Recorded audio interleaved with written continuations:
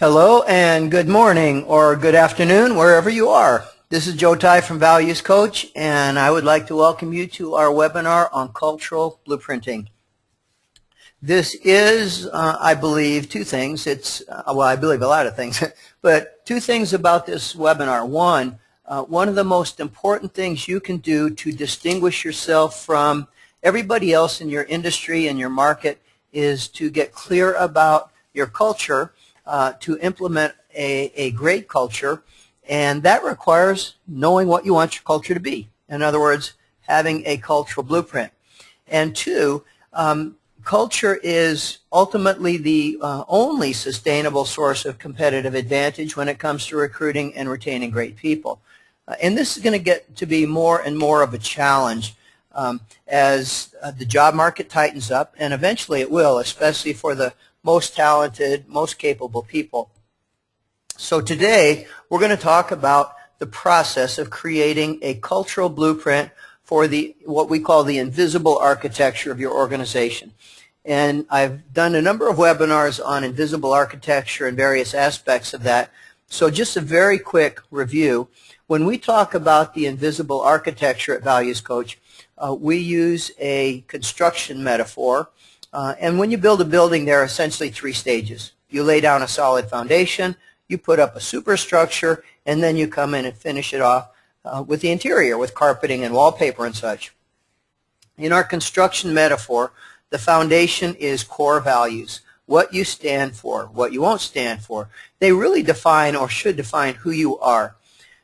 The superstructure is corporate culture, and that's really what we're going to focus on today.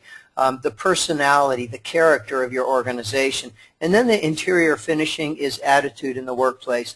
And that really defines more than anything how it feels to work with you, how it feels to be a customer or to be a client or to be a patient if you're an organization. And of course, if you have a good architect and a good builder, in the physical world, those three things are seamless. And it's the same thing with the invisible architecture. The transition from values to culture to attitude is seamless, and the three reinforce and interact with one another. Now, today I'm going to be moving fairly quickly. We will be sending everybody who's participating a copy of the slides, and I will be sending you a follow-up white paper on some of the things we've talked about today. But if there's something that I do not cover that you wish I had, or if you have any questions, please feel free to send me an email. I'm on the road a lot, so that's the best way to reach me. And the simplest email address is joe@joety.com.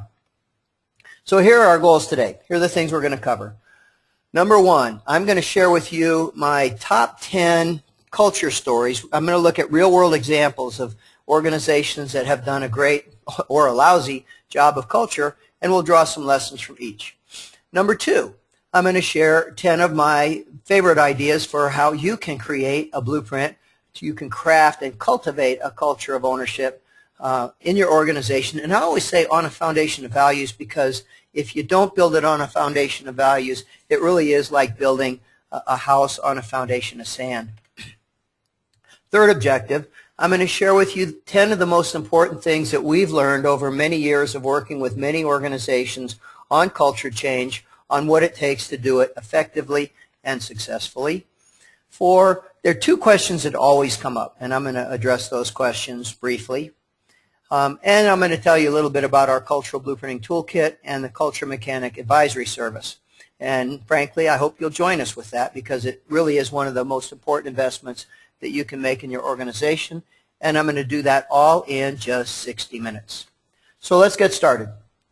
First of all, a few introductory comments about culture. Let me ask you a question. Assume that you got some friends coming over for lunch, and you're going to take them out to a diner. And you know two diners, pretty similar in terms of the food, quality, price, distance from your house, pretty comparable. You're going to choose one or the other. Which one are you going to choose? This one or this one? And that's not a trick question. That is the reality of competing in today's world. You can have the same products, the same prices, the same service, and what will distinguish you from everybody else is the culture of your organization. And I will make that point strongly today. Peter Drucker, the famous management guru, was the first one to say, culture eats strategy for lunch. You have probably heard it many times since. I actually did a slideshow which was posted in Sparkplug about a week or so ago on why, on why culture eats strategy for lunch. And you can download that slideshow at this link, or if you're on a mobile device, on that QR code. And again, we'll be sending you these slides. Lou Gerstner was the man who led the turnaround at IBM, and he wrote a book about it. And he said, I came to see that culture isn't just part of the game, it is the game. And the italics was in his original. He said saving IBM, which really was going down the tubes, more than anything, it was a question of not changing the culture so much as remembering the culture that Tom Watson Sr. and Jr. brought that had been lost and forgotten. Robert Stevens was the guy who founded Geek Squad before Best Buy bought it. And he said advertising, and remember, they had an incredible culture at Geek Squad before Best Buy took them over, you know, with the little Volkswagens and the black ties and the pen protectors. And he said advertising is a tax that you have to pay because you don't have a culture that promotes itself. And great companies do use culture strategically to create a competitive advantage. The Deloitte consulting firm shows in their research there's a correlation between having a clear and lived culture and having great business performance. But then they go on to show that most people don't believe their organizations have a great culture or that those cultures are upheld. And similarly, there is evidence, strong evidence, that having a great culture is financially profitable. Eric Flamholz published this in the European Management Journal in 2001, and last year he came out with a new book on corporate culture that had this same chart, and he shows a direct straight line correlation between having a great culture and having a solid bottom line. And I'm not sure what just happened here, but hopefully that fixed it. And here's something that we're pretty sure of. Your bottom line next year will be largely determined by the strategies that you're implementing this year. But your bottom line financially down the road is more and more going to be determined by your culture this year. My friend Brian Jones and his colleague Pamela Bilbrey wrote a book, a wonderful book, Ordinary Greatness. It's where you least expect it everywhere in your organization, everywhere you look for it. And they say every organization has a culture, but unfortunately most of them do not have a plan, do not have a blueprint. They allow it to evolve haphazardly. And I dare say that that's probably the case on most of the people on this call. So what is corporate culture? And there are a lot of definitions. This is mine. I have two of them. One, it is the personality and the character of your organization. And my second definition, it is the accumulation of all of the attitudes and the behaviors of the people who work in your organization. Culture does not change unless people change. If you want to change the culture, you must begin by expecting that people are going to change how they behave in some way. You're going to have to expect that they're going to change their attitude in some way. And one last key point. Culture is morally neutral. You can have a very, very powerful culture the way Enron did, and it can be an awful thing. That is why you begin by putting your culture on that foundation of values. So here's a question for you. If I were to come to your organization as a new employee or a customer, what sort of a culture would I feel? Would it feel like this? And there are companies where it does. I'll mention a few of them in this webinar. Or would it feel more like this? And I know I've worked in some places that felt more like this, and I'm sure you have too. Would I feel energized working in your organization? Would it feel like an energy faucet? Or would I come home at the end of the day emotionally and spiritually drained because I've had the life sucked out of me by the people around me? And let me emphasize that when we talk about culture, and when we say things like culture eats strategy for lunch, it's not really either or. I mean, if I had to choose between a company with a great culture and a company with a great strategy, I would choose culture. But the very best is to know what you need to accomplish strategically and to know what sort of culture you have to have in order to effectively implement those strategies, because bottom line, strategies are implemented by people, and people are influenced by the culture of the place where they work. So I know your organization has a strategic plan, because that's like CEO 101. We all learn that in business school. You've got to have a strategic plan.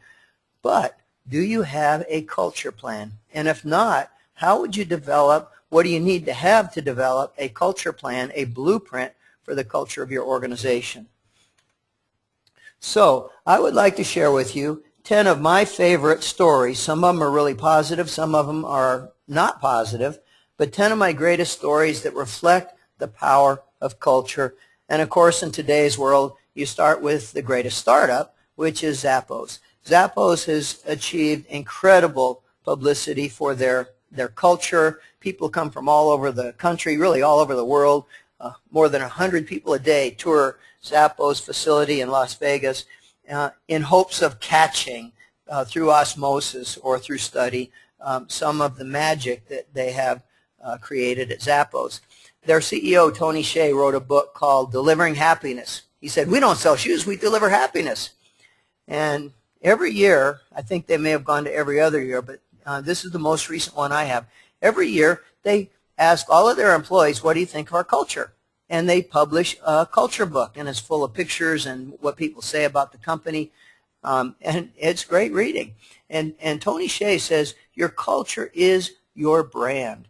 And so a question I'd ask of you, if you were to ask all of the people who work in your organization to write a paragraph about the culture, would it be anywhere close to as positive as what they have at Zappos? By the way, you can get this book from the Zappos website, and I think it's free. At least sometimes it is. If not, it's about $12 to buy it. Here's something that's fascinating. About 400 people apply for every job that's open at Zappos. They go through an intensive orientation program, and at the end of the program, they are offered $3,000 to quit. If you don't like this company, if you don't like who we are, if you don't buy into our culture, we know we're going to end up firing you, and it's going to cost more than that. So we'll just pay you right now to go away, and almost nobody takes it, even though the wages working in their call center are not far above minimum wage. And in fact, as the slide says, it is easier to get into Harvard University than it is to get a job at Zappos. Second story I want to share is what I consider to be one of the greatest turnarounds, business turnarounds of the last 50 years or so, and that is Starbucks. Remember back to about 2008. Starbucks was in serious trouble. The economy was tanking. They're selling a very expensive and discretionary luxury product, and the company was in deep trouble. They fired their CEO. They brought back the founder, Howard Schultz, and he took the reins again. And more than anything, the thing that saved that company was not new strategies. They introduced some new products, they had some strategies, they had to close some stores and things like that. But the most important thing that helped Starbucks succeed, if you see the backdrop of his presentation there, was their culture. And he actually wrote about it in an article in Harvard Business Review. And look at this carefully. He said, the only assets we have as a company are our values, our culture and guiding principles, and the reservoir of trust with our people. And without using the words invisible architecture, isn't that exactly what he's talking about? Foundation of values, superstructure of culture and principles, and then trust, the attitude, the behaviors that within an organization that earn that level of trust. And it was that, more than anything, that saved the company. And you know, one of the things that makes it so incredible is at a time when a lot of people were pinched financially, and these guys are selling a product for $4 or $5 that you can get out of a Folgers can for a nickel, and they still were able to turn around the company and restore profitability and restore growth and restore the luster of the company. And it was all culture. It was buy into that culture by their people. This is one of my favorites, Patagonia. Who wouldn't love a company where the founder wrote a book called Let My People Go Surfing. Who wouldn't love a company where the employee entrance over the door, instead of having today's stock price, has today's surf report? And if the surf is good, you can knock off for the day and go surfing and make it up on Sunday. Come in another day and make up your work. And people don't go to work at Patagonia because they love stuffing down coats into boxes and things. They go to work for Patagonia because it has a culture that inspires them, a culture that fires up their soul. And who wouldn't want to work at a company like that? And of course, you can't talk about culture without mentioning Southwest Airlines and their commitment to having fun and the way they talk about love and really mean it. You know, they fly out of Love Field in Dallas. Their stock market ticker symbol is LUV, not SWA. Southwest Airlines has the highest loyalty in the airline industry, but they didn't get it through their strategies. They have lots of great strategies, you know, free bags, fuel price hedging.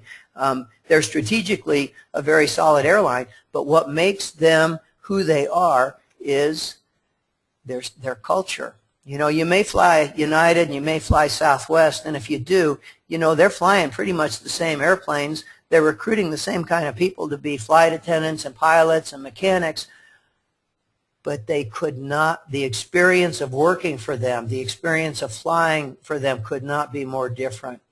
You know, and just a simple example, I fly United a lot, and God bless them, I love them, but when the flight attendant starts reading the safety instructions, most people put on their headphones, open their books, or go to sleep.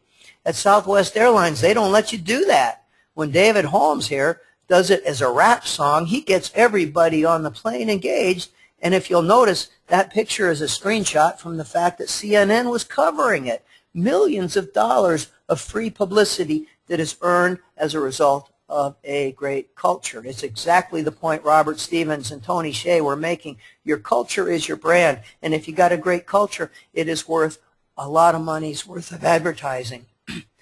And here's the deal in the airline industry. You know, just to prove that it's not strategy, every single major air carrier has tried to copy the Southwest Airlines strategic model, and every one of them failed. You don't see TED anymore. And the reason they failed is they didn't understand you cannot make that business model work if you don't have a supportive culture. So they had a great strategic plan, but none of them put any thought into the culture plan that you have to make it go. Here's another favorite of mine, having a culture that puts people first, and the example is Costco. Look at this. Costco and Walmart are in the same business. They're selling the same products. Their pricing strategies are the same. They're in pretty much the same retail space. But the experience of working for Costco, which consistently makes best places to work lists, and Walmart, which consistently makes worst places to work lists, could not be any different. And the customer experience. This is a recent cover from Business Week magazine that talks about ecstatic employees at Costco, and people actually have to pay for the privilege of shopping there. Contrast that with Walmart, whereas the comedian says people go shop at Walmart because they don't have to dress up like they do at the dollar store. And the downside of a culture like Walmart is that they have one after another ethical scandal. Right now, they've spent over $100 million on bribery investigations and other ethics scandals. Sam Walton, bless his heart, would be rolling over in his grave to see this, to have heard what I just said about the comparison between Costco and Walmart. Another negative example, favorite example of culture shooting itself in the foot. United Airlines broke Dave Carroll's guitar. And he called them up and said, "You broke my guitar, you owe me $1,200. And they said, "Nope." And he said, "If you don't pay me what you owe me, I'm going to write a song about you." And they said, "You go right ahead." And as of the last time I checked, last night, more than 20 million people have watched his YouTube videos, United Breaks Guitars versions 1, 2, and 3. And it has cost that company millions of dollars. It has seriously damaged their already poor reputation for customer service. It's serious. It put a lot of pressure on their employees who, 20 million people now look at them and say, you guys break guitars. Within 4 days of that first video going viral, United stock price dropped by $180 million. The Taylor Guitar Company did their own video, how to pack up your Taylor guitar so United won't break it, and almost 1 million people have watched that one. And a question I often ask when I talk about this in my presentations is, how do you spell public relations black eye? And this is a great example of a company shooting itself in the foot for $1,200. And what would it have taken to prevent this from happening? One person. If one person had stepped up, if one person had said to Dave, I'm going to make sure you get your money back. If one person had said, Dave, I just called the CEO and we're going to make sure that you get paid, this never would have happened.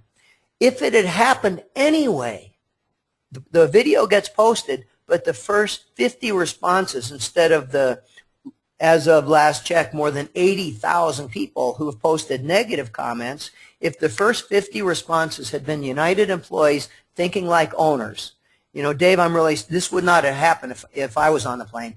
Dave, I've contacted our training people to make sure that we change our training program so this never happens again.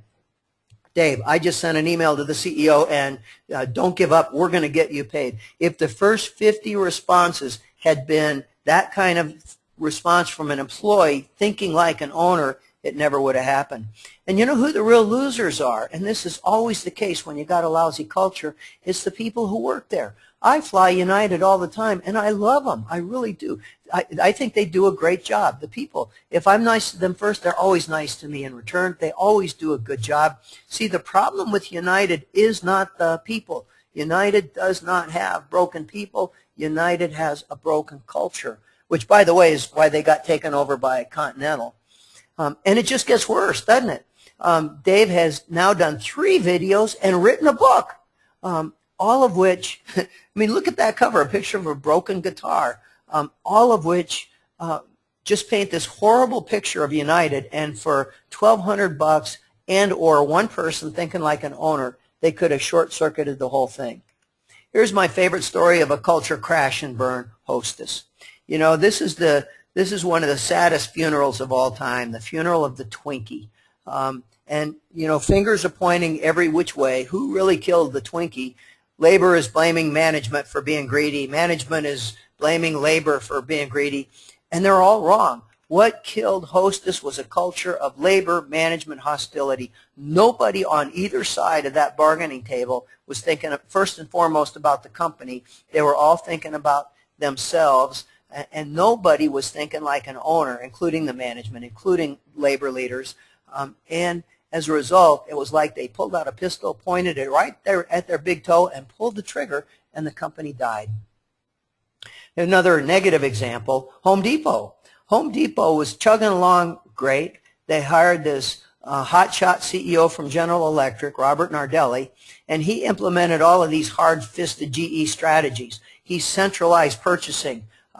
He laid off a bunch of long-term knowledgeable employees and replaced them with unknowledgeable part-timers.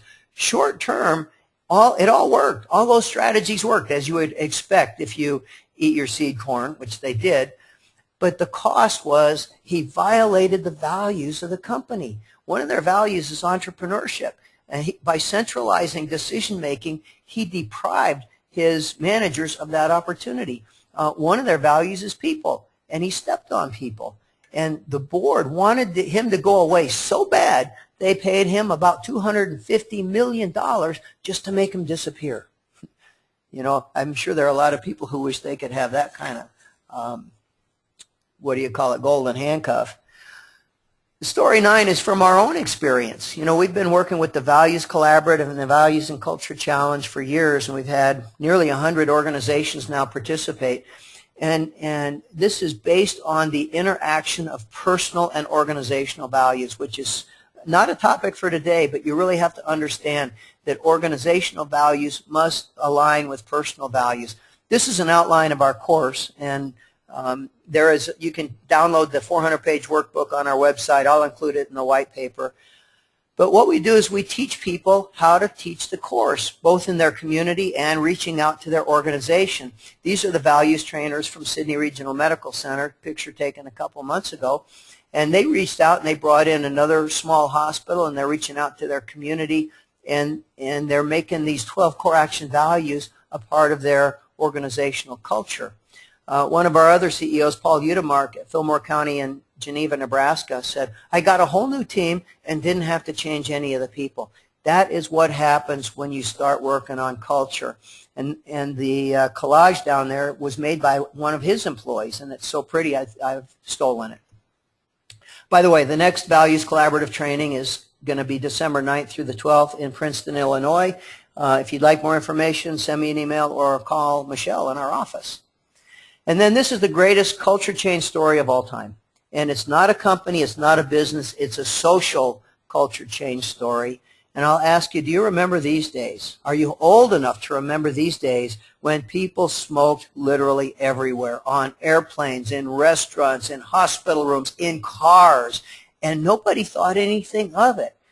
And what would happen to, when Dr. C. Everett Koop, one of the great American heroes, by the way, he recently passed away at the age of, I think he was 98, and 2 years previously had just gotten married for the second time. He really is, he's my hero.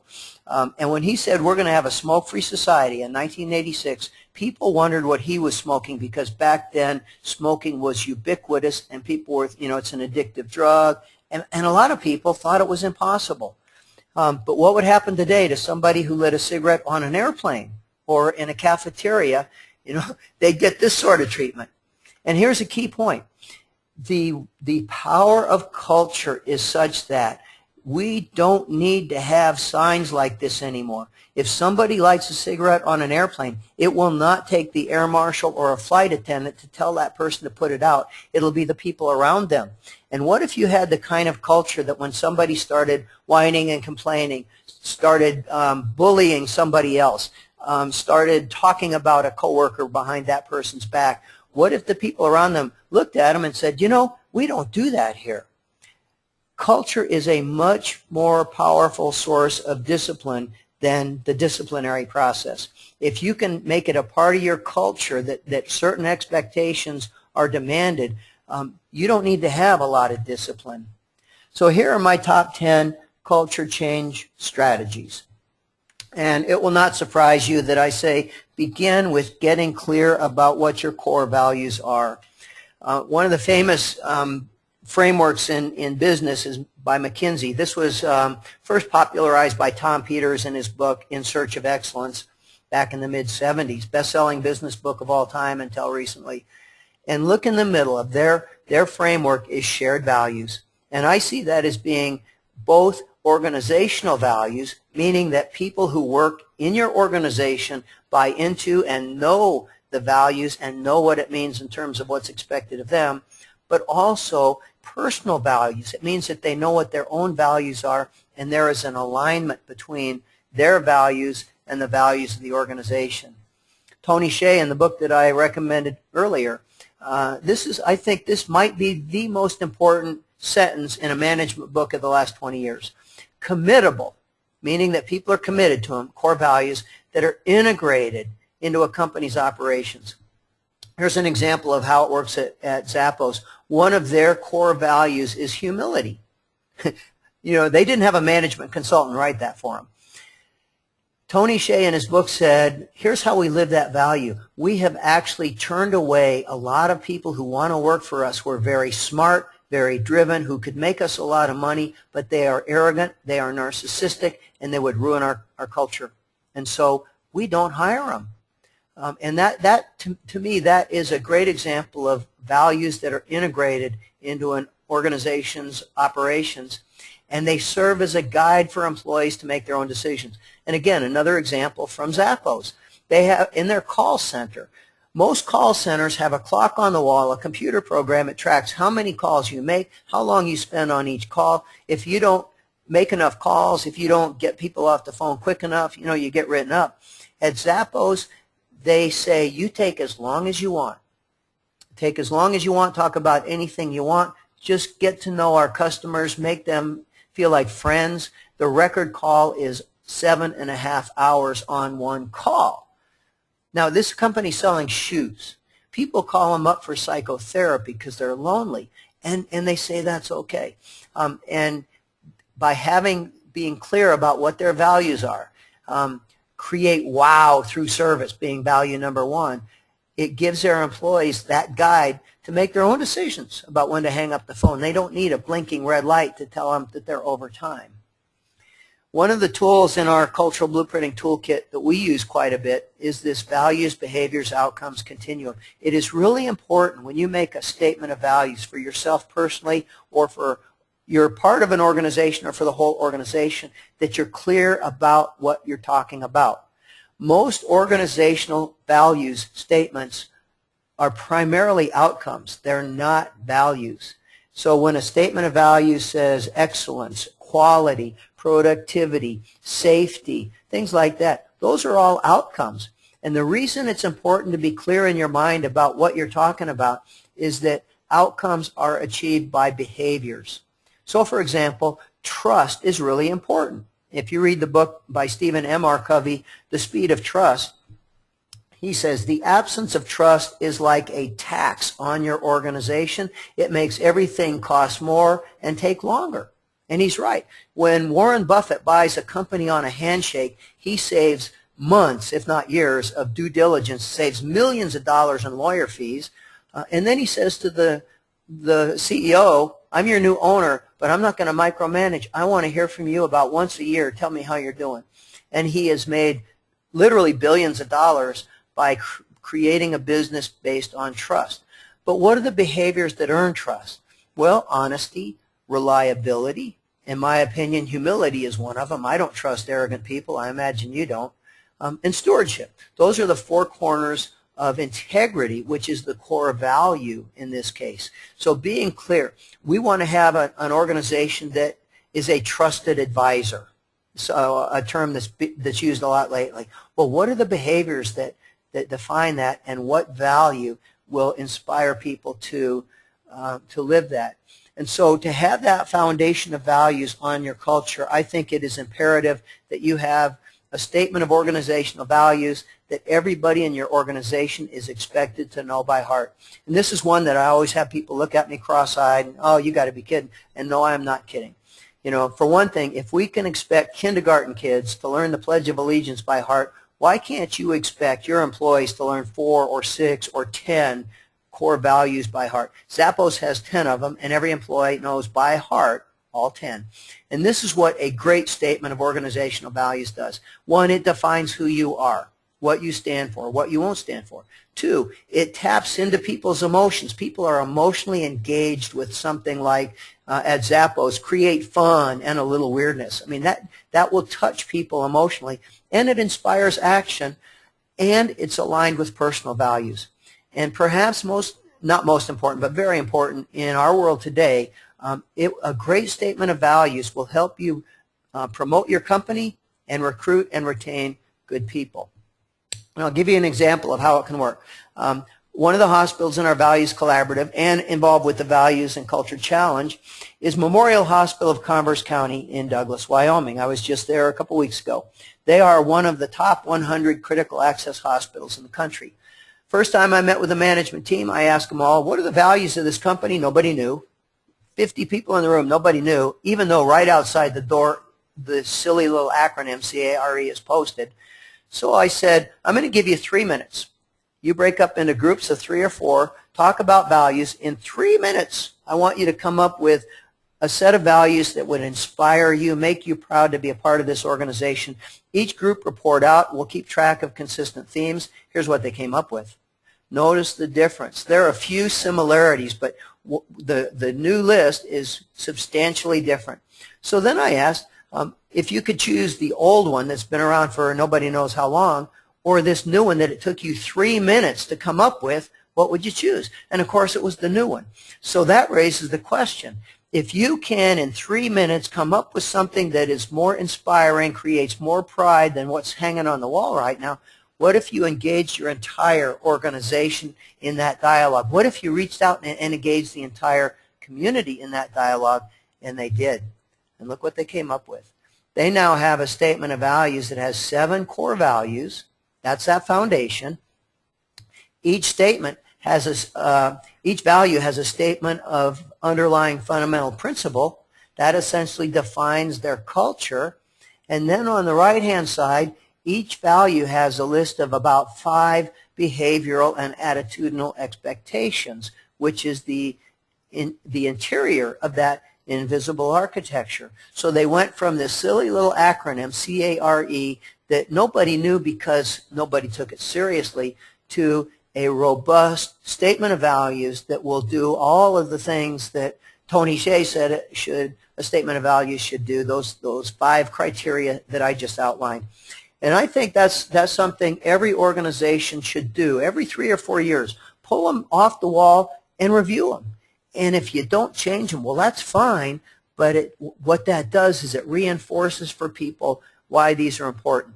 When Johnson & Johnson had their horrible Tylenol poisoning crisis back in, I think, the early 1983, as I recall, they handled it beautifully. They handled it so well that it has been a case study on how to deal with a crisis effectively in business schools ever since.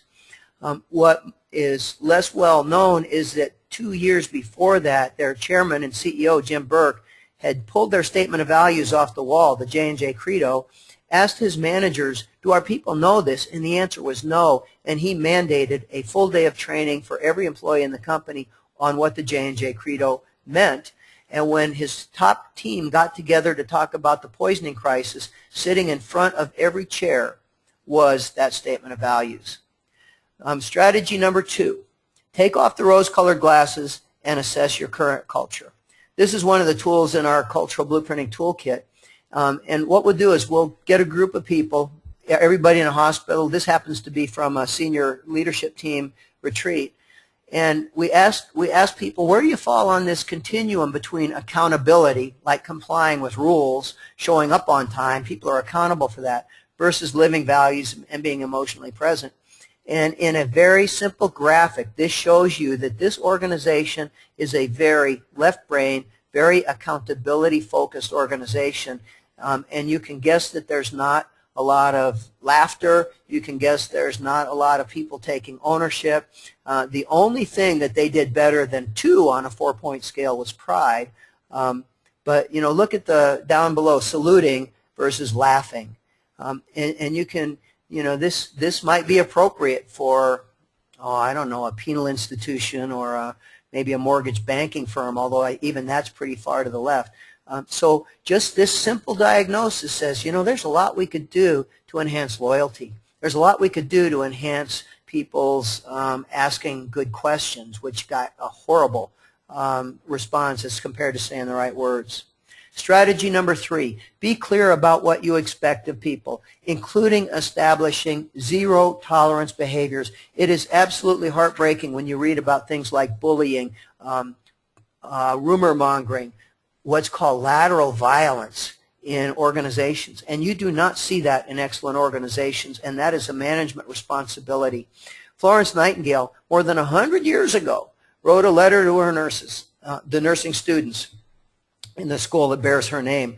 And, you know, the language is a little bit archaic, and I'm sure flirtation's not a bad thing anymore, but read that last sentence. Do we ever think of how responsible we are for the harm we cause to other people when we talk about them behind their back, when we bully them, when we intimidate them, when we engage in things that could be considered lateral violence? One of the most horrific metaphors I've ever heard, and you hear it in hospitals all the time, is nurses eat their young. And what an awful thing.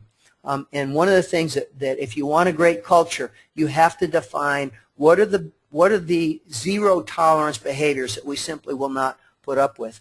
Now, this one's a lot of fun. Can you define your culture in just 6 words? Memorable 6 words. Jeff Foxworthy became a multimillionaire with 6 words. You might be a redneck if. My favorite one, your house has wheels and your car doesn't. And we do this exercise a lot in leadership retreats. One large global medical products company, one group, these are little round tables, you know, and 6, 8 people at each table. Global company driven by motivated individuals. Sounds pretty good. Great company often own worst enemy. Process-driven crisis management creating dysfunction. This is a large academic medical center, the same exercise. Heartfelt commitment unifies a dynamic culture. Or is it sailing in turbulent waters, rudders aligned? Or is it dedicated employees deflated by overwhelming obstacles? And you know, this does a couple things for you, this exercise. One, it will show you, like this image, at these two companies, each table had a completely different view of what their culture was. And that tells me that they don't have a consistent culture. You would not see that at Southwest Airlines or Patagonia or Zappos or any other great organization. The second thing it shows is that you have a great opportunity to engage people in talking about what do we want our culture to be? How would we define our culture if given 6 words? This is what we worked with a small company, and these were the 6 words they came up with. We're tough, we're focused, we win. I was so impressed with that, I've made that a personal affirmation. It's not always true. I'm not always tough and focused, quite to the contrary. But whenever I find myself not being tough, not being focused, I remind myself of this little affirmation. That when you have a great culture, when you have something that can be distilled into 6 words such that people will adopt it at a personal level, the way I have this 6-word culture description for the small business, then you have an incredible source of power. And nobody does this better than, surprise, surprise, Southwest Airlines.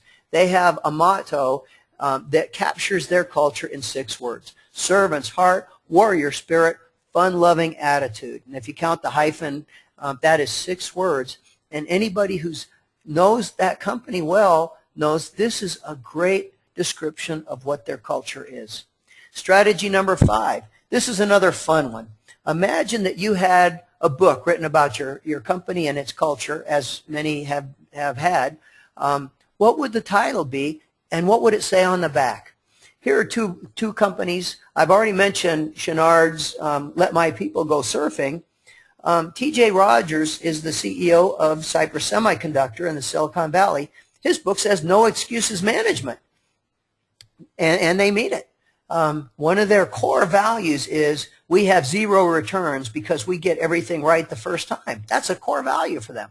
Now, these are 2 very successful companies, but you would, as a prospective employee, you would have a very different impression of applying for a job at a company where the CEO wrote a book called Let My People Go Surfing versus one called No Excuses Management that likes to call themselves the Marine Corps of Silicon Valley. So, if your CEO wrote a book about your culture, what would the title be? And if you can't come up with a title, that means that you probably don't have a very clear picture of what your culture is or what you want it to be. Second question, if your CEO did write that book and any employee walked by a bookstore in an airport and saw it in the window without seeing the name of the author or the company, would they say, that's us? Fun-loving spirit, warriors, fun-loving attitude, warrior spirit, servant's heart. That's us, Southwest Airlines. And here's a hypothetical example. Marissa Mayer just became CEO of Yahoo, a company that has been going down the tubes. One of the things she did is she ended work-at-home privileges. A controversial but probably sensible thing to do if she really wants to work on culture. So what would and this is my title, if she called me up and said, I want you to ghostwrite a book for us, this would be my title. Yahoo! From stultified to electrified, the cultural revolution that woke up a sleeping giant. That would be my title. And on the back, I might have this blurb. Stultified organization, and this pretty well describes who they have been. Boring meetings, calcified bureaucracy, living in the past, and losing out to upstarts like Google and Facebook and others. And then the next paragraph would say, brash young CEO, bans useless meeting, bring down silo walls, imposes accountability, rattles the cages. Yahoo has remembered its heritage, once again looking through the windshield instead of the rearview mirror. That's what I might write as a way of trying to re-spark that culture. What would you do? What would your book, if your CEO wrote a book, what would the title be? What would you want it to be? And this is, if you just take one thing out of this presentation, the low-hanging fruit, if you will, if you were to adopt the Pickle Challenge. And you can download it. We'll send you this a link to this card. It's on our website. It is a very simple promise. I will turn every complaint, like I had to park 6 blocks away and walk all the way to the mall, into a blessing. Thank God you have legs. Thank God you have a mall. Or a constructive suggestion. You know, I should get a little more exercise, and maybe walking 6 blocks wouldn't be such a hardship. And this simple promise has taken on a life of its own. We're seeing people do all kinds of amazing things. Putting pickle jars in offices, and every time somebody will engage in bitching, moaning, whining, or complaining, you know, the other BMW club, they get fined. They have to put a quarter in a jar, or in some cases they pull a motivational quote out of the jar or something like that. We're seeing people, and these are from clients, we're seeing people declare their workspace a pickle-free zone, the way we used to declare our workspace a smoke-free zone. We're seeing people make singing pickles and dancing pickles as a way of just making it humorous, making it lighthearted. We're seeing people put bulletin boards up and ask others to sign the pledge as a way of promising to themselves that they're not going to engage in that sort of toxic emotional negativity. I met Mr. Pickle here. He's a 4-foot-tall piñata at White River Health System in Arkansas. You'll meet Mr. Pickle Jr. in a minute. I just got this yesterday. Select Medical is the largest rehabilitation organization in the country. More than 100 rehab hospitals, 1,000 outpatient clinics, and their central billing office has taken the Pickle Pledge. They made this pickle, and they're taking it to heart there. This is one of our Values Collaborative hospitals, a member of the Culture and Values Challenge I mentioned earlier. They get together every single day, and they do the Self-Empowerment Pledge, and then they remind themselves of the Pickle Pledge. At the VA Medical Center in Battle Creek, Michigan, they had a party. They've actually had several parties now to celebrate complaint-free times. Elizabeth Hepworth in our office just made this little poster, how to make a pickle jar grow. Well, you bring the jar in, you decorate it up, you put some seed money in every time you complain, and then you watch the quarters pile up. But as the quarters pile up, you start seeing a deceleration of its growth as you become more and more clear about how toxic all that complaining is. Strategy number 7. This is another one can be a lot of fun if you take it seriously, and that is use metaphors to capture your essential cultural qualities. The metaphor is the most powerful form of human communication because it creates a word picture. Like a rock. Chevy trucks aren't really made out of stone. Allstate, you're not really sitting in their hands. Budweiser really isn't a king. John Deere really isn't a fast animal. That kid in the back really doesn't have a speaker on his head, and you don't live next door to State Farm. Those are metaphors. What would a metaphor be that you would choose to describe your company? Are you a bulldog? Are you a pussycat? What metaphors might you use to describe your company? If someone asks you, I'm thinking of applying for a job with you guys, what do you like? What would you say?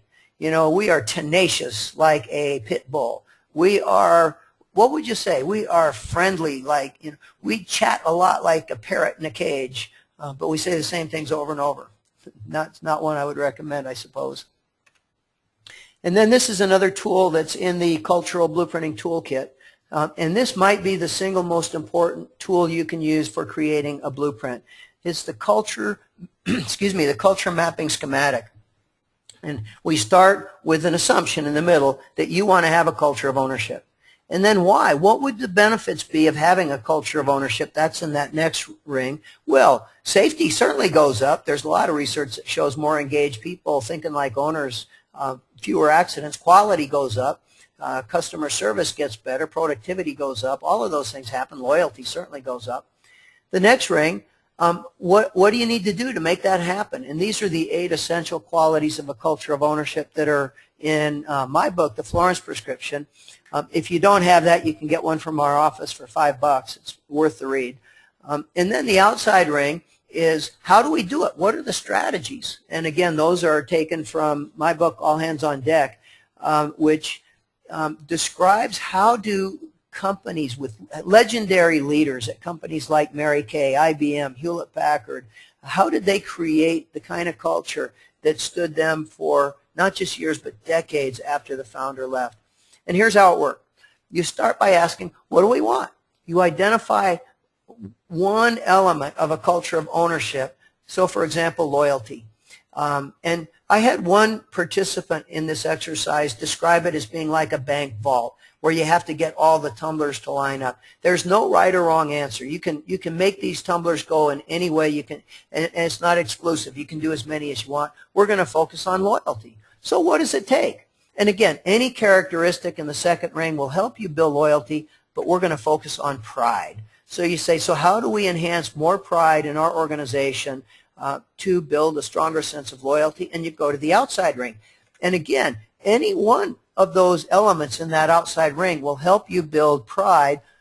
It will not surprise you that at Values Coach we would say, well, why don't you help people connect, get clear about what their personal values are, and we use our course on the 12 core action values to do that, and help them connect those personal values with the core values of the company, the hospital, the nonprofit association, whoever you are.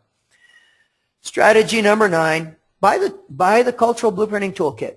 And come to one of our workshops. We have one here in Iowa on November 1st, one in West Virginia on November 21st. Call Michelle in our office. We can give you the details. If you buy the toolkit, you get to come free. Otherwise, it's still the best investment you'll make. And the Cultural Blueprinting Toolkit, here's what's included. A 30-minute introductory video in which I tell you how it works, how to use it, 6 one-hour webinars, and a 180-page workbook that is a companion to those webinars. And these are the modules. How to have an engaged culture of ownership. Then I summarize the invisible architecture. I talk about the foundation of values, superstructure of culture, interior of attitude. And finally, the last module is on values-based leadership, the 4 dimensions of values-based leadership.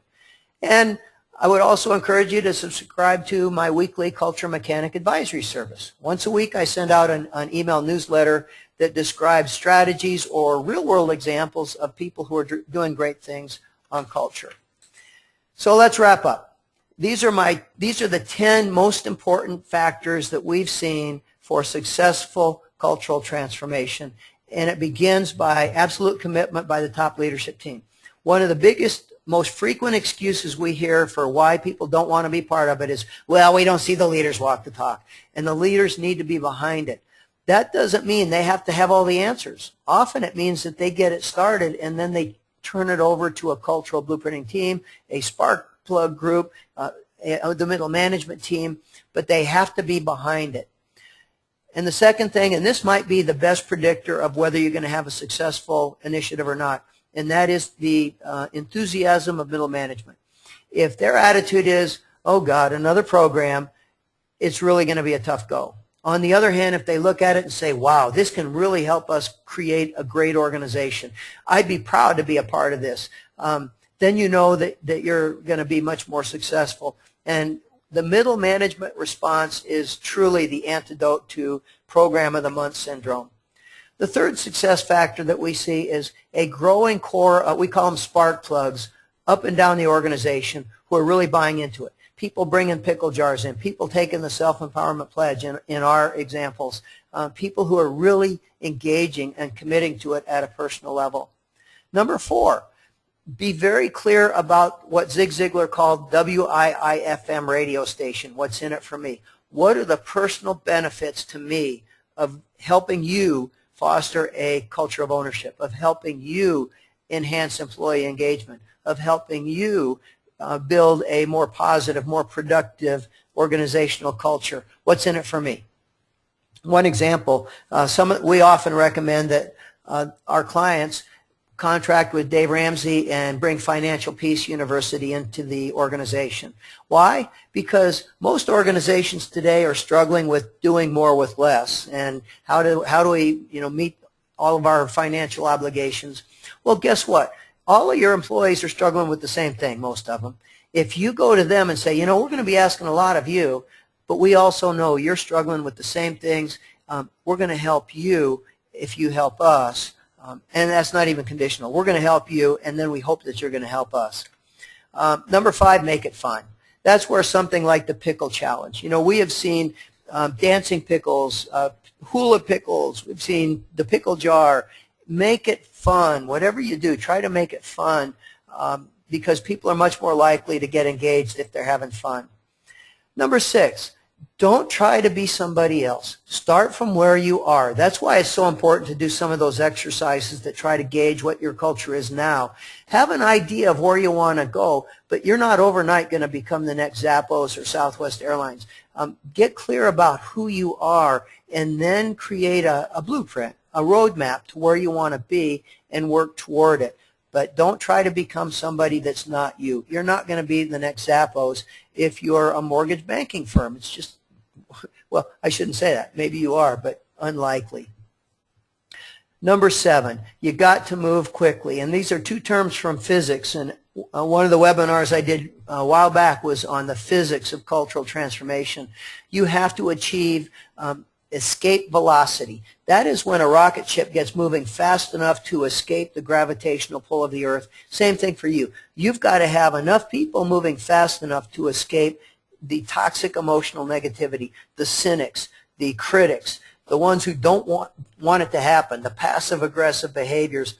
And you have to hit critical mass, which is where you have a sufficient number of people committed to the culture change that you're not going to have any backsliding. And actually, there's a fair amount of research on what does it take to achieve critical mass, and it's about 30%. Once 30% of us said, I don't have to put up with you poisoning me and my children with your cigarette smoke anymore, once 30% of us made that commitment, the movement to ban public place smoking became almost unstoppable.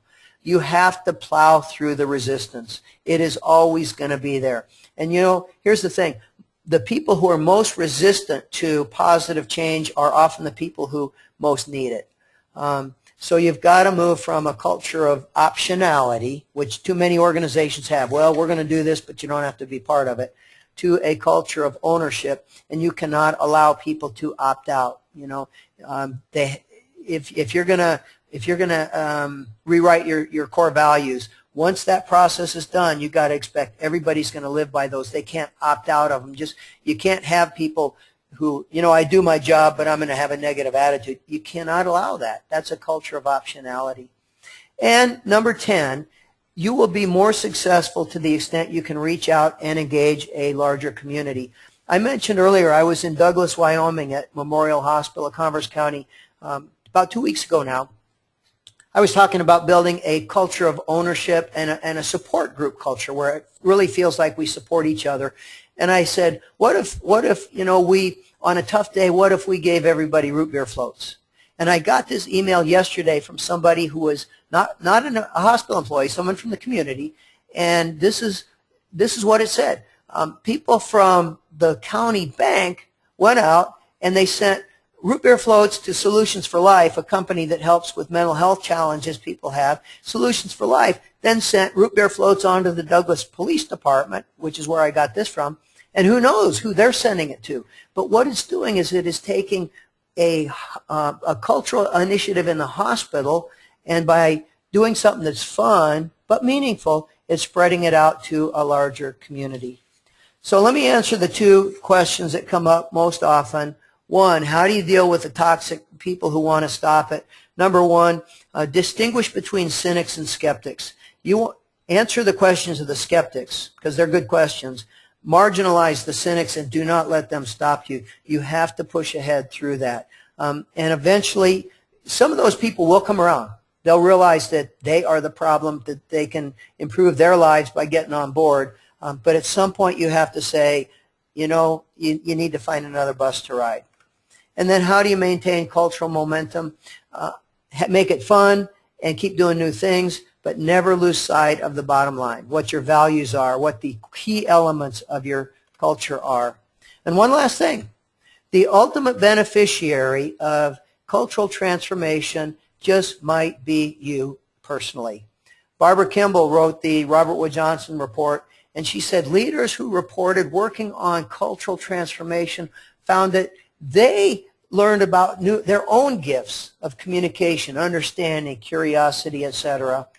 And as Spiegelman and Barrett point out in their book, Patients Come Second, which has application beyond healthcare, this may well be the most important and powerful legacy you can leave for your organization, is the impact you have on culture. And I'll wrap up with this thought. Management is a job description. Leadership is a life decision. And whether or not you have a management title, we can all be engaged in creating a more positive culture in our organizations. Thank you all very much for joining me. I hope to see many of you with Culture Mechanic and the Cultural Blueprinting Toolkit, or at an upcoming Values Coach event. Send me an email if you have any questions. Thanks for calling in.